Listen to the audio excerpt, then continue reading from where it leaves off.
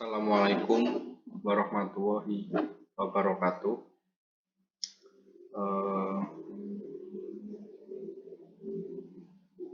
Sini saya Muhammad Wasif Caksono. Saya akan menjelaskan tentang tunarunggu. Yang pertama ada pengertian dari tunarunggu. Tunarunggu adalah suatu kondisi atau keadaan dari seseorang yang mengalami kekurangan atau kehilangan indera pendengaran sehingga tidak mampu menangkap rangsangan berupa bunyi, suara, atau rangsangan lain melalui pendengaran. Sebagai akibat dari terhambatnya perkembangan pendengarannya, orang tunarunggu juga terhambat kemampuan bicara dan bahasanya, yang mengakibatkan seorang tunarunggu akan mengalami kelambatan dan kesulitan dalam hal-hal yang berhubungan dengan komunikasi. Istilah dari tunarunggu berasal dari kata tuna dan rungu, di mana tuna memiliki arti kurang sedangkan rungu artinya pendengaran. Istilah lain yang menyebutkan mengenai kelainan pendengaran antara lain adalah tuli, bisu, tunawicara, cacat dengar, kurang dengar, atau tunarungu. Seseorang dikatakan tunarungu apabila tidak mampu atau kurang mampu mendengar suara, apalagi dilihat secara fisik. Tunarungu tidak berbeda dengan anak dengar pada umumnya. Pada saat berkomunikasi barulah diketahui bahwa anak tersebut mengalami tunarunguan. Secara medis, tunarungu berarti kekurangan atau kehilangan kemampuan mendengar yang disebabkan oleh kerusakan dan non-fungsi dari sebagian atau seluruh alat-alat pendengaran. Sedangkan secara pedagogis, ketunarunguan ialah kekurangan atau kehilangan pendengaran yang mengakibatkan hambatan dalam perkembangan sehingga memerlukan bimbingan dan pendidikan khusus. Hal yang perlu diperhatikan akibat ketunarunguan ialah hambatan dalam berkomunikasi. Sedangkan komunikasi merupakan hal yang sangat penting dalam kehidupan sehari-hari. Kenyataannya bahwa anak tunarungu tidak dapat mendengar membuatnya mengalami kesulitan untuk memahami bahasa yang diucapkan oleh orang lain, dan karena tidak dapat mengerti bahasa secara lisan atau oral. Selanjutnya ada klasifikasi dari tunarungu. Menurut Melinda, terdapat 3 batasan dalam mengelompokkan tunarungu berdasarkan seberapa jauh seseorang dapat memanfaatkan sisa pendengaran dengan atau tanpa bantuan alat bantu mendengar. Seperti yang pertama, kurang dengar. Kurang dengar itu bisa menggunakan sebagai sarana atau modalitas utama untuk menyimak suara cakapan seorang dan mengembangkan kemampuan bicara. Yang kedua, tuli atau deaf. Mereka yang mendengarkan sudah tidak dapat digunakan pendengarannya sudah tidak dapat digunakan sebagai sarana utama guna mengembangkan kemampuan bicara, namun masih dapat difungsikan sebagai suplemen pada penglihatan dan perabaan. Yang ketiga ada tuli totally deaf. Sama sekali tidak memiliki pendengaran sehingga tidak dapat digunakan untuk menyimak atau mempersepsikan dan mengembangkan bicara.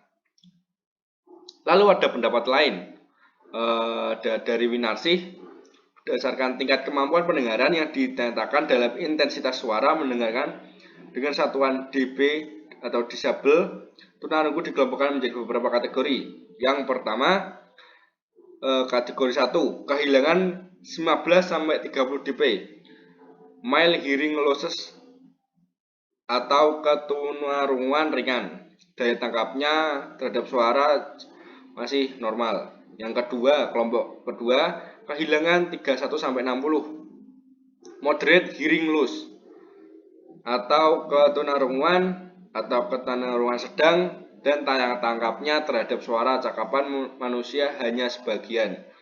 Yang ketiga, 61-90 dB, severe hearing loss atau ketunarunguan berat, daya tangkapnya dalam cakapan manusia tidak ada. Lalu yang kelompok 4, 91-120 dB, Profound hearing loss atau ketunarungan sangat berat. Daya tangkap terhadap suara cakapan manusia tidak ada sama sekali. Lalu yang kelima, yang terakhir, lebih dari 120 dB.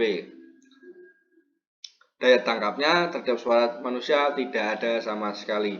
Lalu menurut Narsis juga tunarungu juga dibagi berdasarkan 3 kriteria, yaitu saat terjadi ketunarungan, berdasarkan tempat kerusakan pada organ pendengarannya, dan berdasarkan taraf penguasaan bahasa.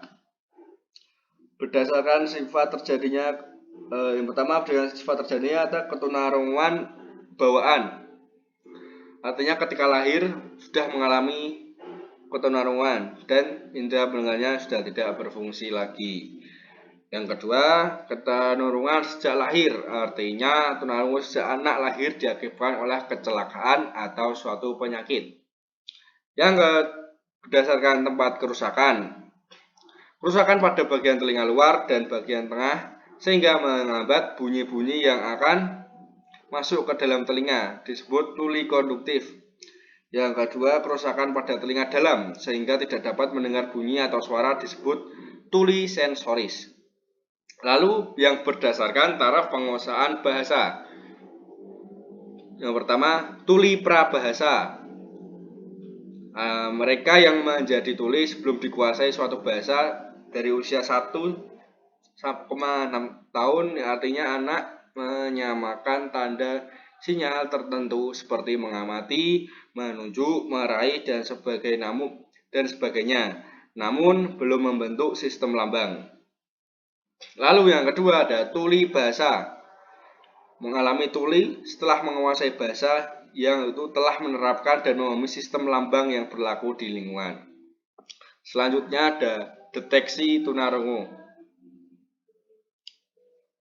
Yang pertama secara fisik, cara berjalannya kaku dan sedikit bungkuk, gerakan matanya cepat, agak beringas, gerakan tangan dan kakinya cepat atau lincah, pernafasannya pendek dan agak terganggu.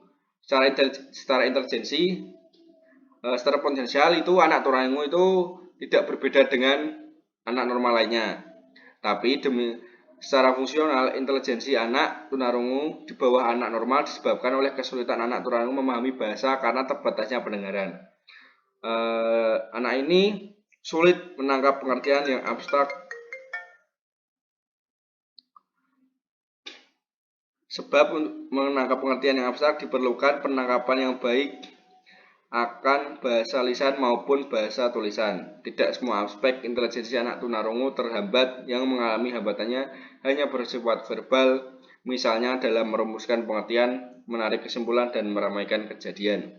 Lalu yang ketiga ada emosi. Emosi anak tunarungu selalu bergejolak. Di satu pihak karena kemiskinan bahasanya, dan di lain pihak karena pengaruh dari luar yang ia terima. Keterbatasan terjadi dalam komunikasi pada anak tunarungu mengakibatkan perasaan terasing dari lingkungannya. Anak tunarungu mampu melihat semua kejadian, akan tetapi tidak mampu memahami dan mengikuti secara menyeluruh, sehingga menimbulkan emosi yang tidak stabil, mudah curiga, dan kurang percaya diri. Lalu yang sosial. Dalam pergaulannya, anak tunarungu cenderung memisahkan diri, terutama pada anak normal, yang disebabkan oleh keterbatasan kemampuan untuk melakukan komunikasi secara lisan. Lalu yang terakhir ada bahasa. Dikarenakan miskin dalam kosakata, sulit dalam mengartikan ungkapan, bahasa yang mengandung arti kiasan, sulit mengartikan kata-kata abstrak, kurang menguasai irama dan gaya bahasa. Hal ini disebabkan adanya hubungan yang erat antara bahasa dan bicara dengan ketajaman pendengaran. Mengingat bahasa dan bicara merupakan hasil proses peniruan, sehingga para tunarungu sangat terbatas dalam segi bahasa. Sekian, apabila ada kesalahan yang mohon dimaafkan. Assalamualaikum warahmatullahi wabarakatuh.